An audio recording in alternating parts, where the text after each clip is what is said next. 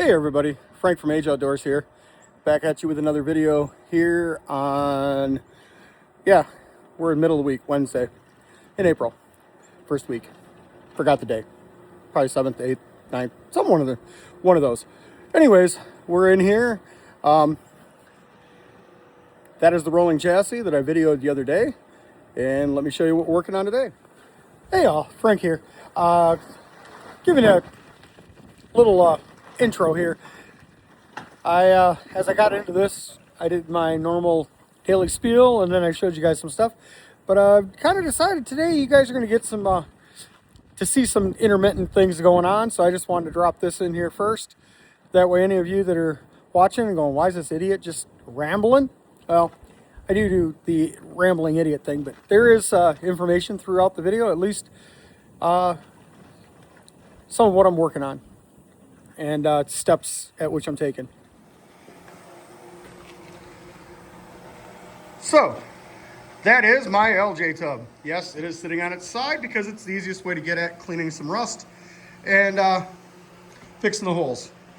Now, anybody that knows TJs, LJs, know they have a problem with rust right underneath the rear section. These two bolt holes here are the B-pillar of the cage. And mine is no different. Surface rust, not too bad. Spot sandblasting. But this is the passenger side. Hole really isn't too bad. And this is what I'm cutting out on the driver's side. I'm gonna patch panel from the back, and then I will cap panel in there.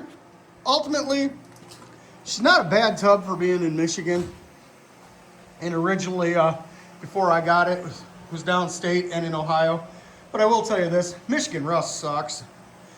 This Jeep had literally, to my understanding, never been driven in a winter. I drove it one winter. I do know that the tub, I'm told, and there's a stamp somewhere on it, is not an OEM tub. And from what I gather, whoever bedline painted it, the old cow paint,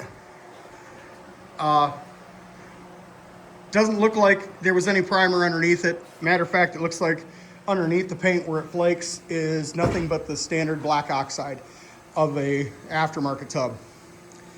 So what I am doing is I'm going through and wire wheeling and spot sandblasting, and that white haze is actually Rust-Oleum rust reformer, which is more of a phosphoric acid, but it does a good job of etching, and so on and so forth.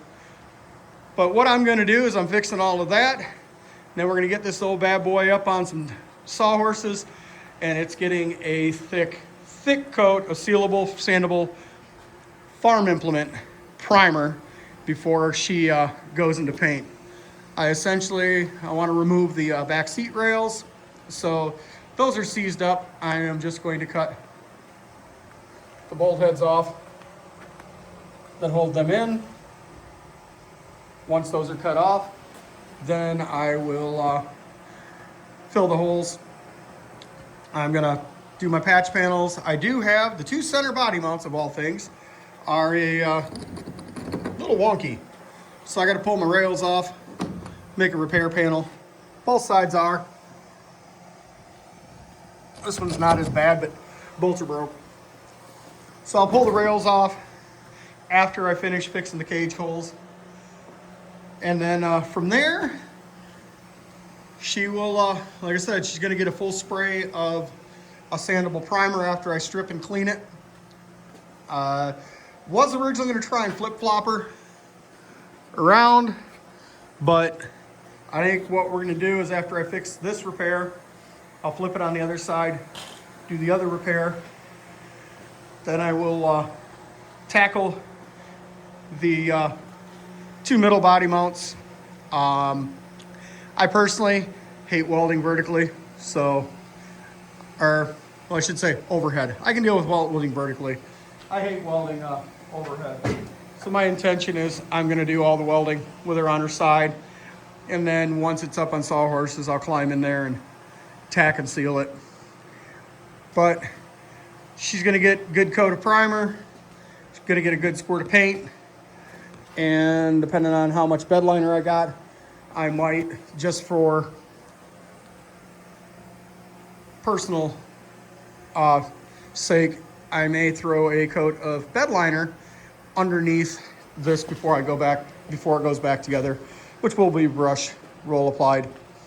I do know I'm gonna bed line the inside of the wheel wells, little sound deadening, and so on and so forth. But yeah, that's kind of where we're at. Again, I think I will try and get you guys a video in a little bit when I get the first section of patch panel. My intention is, because there's a really nice flat spot here, is build a panel that comes in, seals in here, lips it, maybe fold it over onto here, fold it over into here, and then down here will have its own little patch panel. Originally I was going to do them all from the top, and then after I rolled it and got looking at it, I think I'm going to do a panel here, and then see if we can get a bit of a better view. Up here, you can see where I've cut away the garbage metal from the C-channel support. I think what I'll end up doing is I'll just make some kind of patch seal panel in there after I clean it all up. A lot of really wish that rubberized coating that they sealed around stuff, they would have coated a little bit more of the floor. I think that would have stopped a lot of rust, because every place that I peeled it away, I've got really clean floor. But yep, I'm gonna do that. We'll do some wire wheeling and so on and so forth. But my goal is later this week, we're gonna be in the 50s and 60s. Well, 60s early next week, but we're going to be in the upper 50s. And my ultimate goal is to finish getting this thing all fixed over the next 2-3 days. And by this weekend, be spraying paint. I still got, after all the body work, and I got to get her flat and go through and strip. As you can see, I kind of started and whatnot. This is interestingly enough, whatever they coated it with, it comes off relatively easy with a 400 grit, of all things, generic red Scotch-Brite wheel. We're going to show you what we're using. These are about a 400 grit, and then these gray ones are 650s. So the plan to get her stripped is I'm going to go through the whole body with the 400 grit and then the 650, and then any high spots I will block down. But once I do that, then I'll spray her with the sandable primer, get ready to go through and probably do a block job. But yeah, we're moving along. I just figured I'd share that with you. I'll try and come back at you guys a little bit later today with an actual segment of what the patch is. I know I've been doing a lot of unedited videos lately, trying to get back into consistency, and the more consistent I get, the more likely you are to get some edited videos.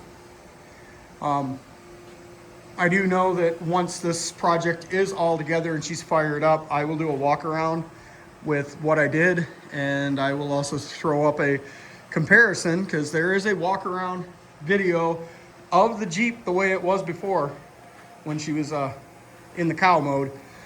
And if you go back and down below somewhere in my videos, you can find that walk around. But I will I'll give you a comparison and an update, and I will try and give you a full list of parts and whatnot I used. But I'm hoping this year will be a better year for videos. I'm trying to drop a video every couple of days. You guys are gonna have some more RC stuff coming here in the not too distant future. As soon as I get back working, I will be picking up another crawler kit, or I should say parts, to modify mine that I'm not super happy with at the moment. And I will also have some RC racing, 10th scale, all two-wheel drive, buggy, stadium truck, and short course. But that'll be coming too. So anyways, till later. Hey everybody, Frank here. I'm back.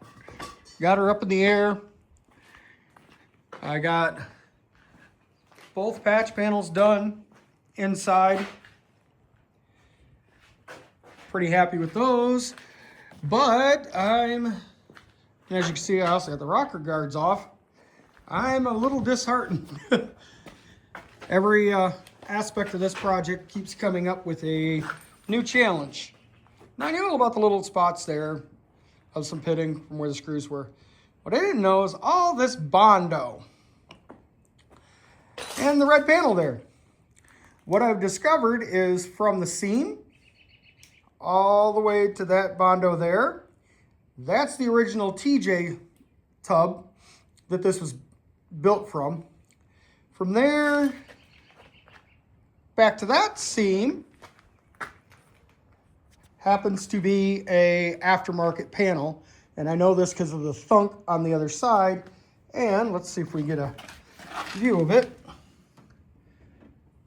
See the gap? That is where they did not reattach the panel. This side over here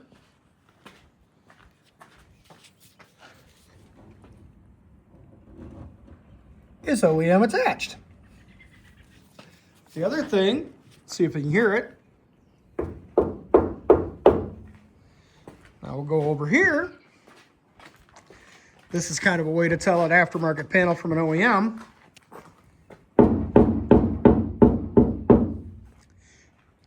Thinner metal. Little bit of a conundrum. It's not going to stop the project. We're at a point where, well, we're just going to keep at it. I can fix pretty much everything I've got wrong with it. I'm going to get in there and do some tack welding to hold that panel on, and I'm going to end up doing a skim coat of some Duraglass just to fill the pits, sand her out smooth, and seal it up correctly. When I originally removed this rocker, I had from this hole all the way to here, this was nothing but a bubble of Bondo. And I'm all for using Bondo. Use Bondo correctly. This did not even have a seal coat of primer or paint or anything. It was literally just slapped on, scraped out, threw the rocker on, and they kind of forgot about it. Matter of fact, I'm assuming all that pitting on my rocker is because that Bondo spot was holding the rocker guard away from the body far enough that water had been getting in there and whatnot. So I will be putting a caulk seam across the top when I put the rockers back on at the end of this. But I just wanted to show you what I got done today. I have not gotten to a point of actually setting up the tripod for you to get video while I'm working. As you can see, this side, it's still the cow. I have not started stripping yet. And, oh yeah, my messed up body mount that I got to fix. But right now, we are hard charging. Weather's going to be shifting into the warm weather for the next week or so. So